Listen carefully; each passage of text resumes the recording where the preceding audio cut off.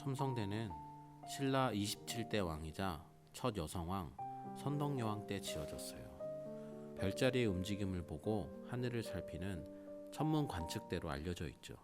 최근에는 천문 관측대가 아니라 선덕여왕의 상징물 혹은 주술적인 의미를 담은 건물이라는 이야기도 있어요. 잠깐 선덕여왕 이야기를 하자면, 신라는 골품제에 따라 성골들이 왕을 하고 있었는데, 우리가 잘 아는 진흥왕 이후에 진지왕, 진평왕이 왕위를 이어갔어요. 그런데 진평왕에게 아들이 없어서 왕위 계승 문제가 생겼죠. 그래서 성골이면서 여성인 선덕여왕이 즉위를 하게 됩니다. 본명은 덕만이인데 기록들을 살펴보면 총명하고 지혜로운 사람이었다고 해요. 당시에는 주변의 모든 나라들이 아들 중심, 장자를 중심으로만 왕위를 계승했기 때문에 내부적으로나 외부적으로 선덕여왕에게 불만 또는 의문을 품은 사람들이 많았어요. 선덕여왕 재위 시절에 국무총리격인 상대등 비담이 난을 일으키기도 했어요. 그래도 여성이 왕으로 선택되었다는 것은 성골이 왕이 되어야 한다는 분위기가 강하지 않았나 싶어요. 선덕여왕이 즉위한 후 상황이 좋지 않았어요. 당나라가 여성왕에 대해 문제를 삼기도 하고, 고구려와 백제는 자주 쳐들어오고, 여성왕에 대해 은근히 불만을 품은 귀족들도 있었어요. 바로 이때 선덕여왕은 자기가 하늘의 뜻에 따라 통치를 하고 있다는 것을 보여주려고 첨성대를 지은 거예요. 첨성대를 통해 어떻게 천문을 관측했는지는 정확하게 기록된 바가 없어요. 아마도 별을 보며 점을 치거나 하늘을 관측해서 날씨를 알아내 백성들이 농사를 짓는 데 도움을 주지 않았을까 생각할 수 있어요.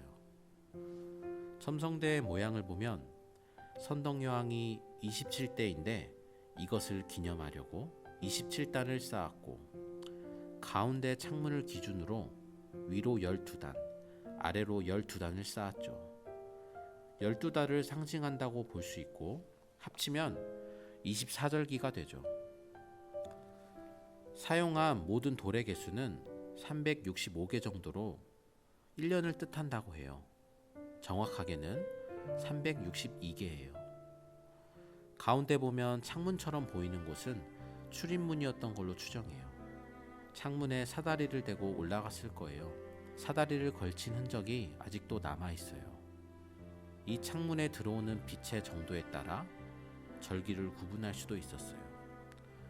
그리고 꼭대기는 우물 정자 모양으로 돌을 놓았는데 사면이 동서남북의 방향과 정확하게 일치해요. 첨성대의 형태를 상방하원이라고 해요. 위쪽은 네모, 아래쪽은 둥글다는 뜻이에요. 이 당시 우주관을 보면 천원지방이라고 해서 하늘은 둥글고 땅은 네모난 모양이라고 생각을 했어요. 그래서 첨성대가 하늘은 둥글고 땅은 네모난 모양이라는 의미를 담았다고 하는데, 의문스러운 점은 형태를 그대로 보자면 위쪽인 하늘이 네모나고 아래쪽인 땅이 둥글어야 하죠. 이것에 대해 곽재식 작가님, 교수님이 쓴 재밌는 기사를 본 적이 있는데, 현대적인 우주관으로 보면 땅은 지구 모양처럼 둥근 것이 맞고, 하늘인 우주는 편평한 네모의 형태로 이해할 수도 있다고 하더라고요. 그래서 신라인들의 우주관이 현대과학과 비슷한 점이 있다는 거죠. 첨성대는 이렇게 수수께끼가 많아요. 첨성대가 별자리를 관측했는지, 하늘에 제사를 지내기 위한 것이었는지, 상징적인 조형물이었는지 몰라도 신라 사람들이 우주와 하늘에 대해 관심이 컸다는 것은 알 수 있어요.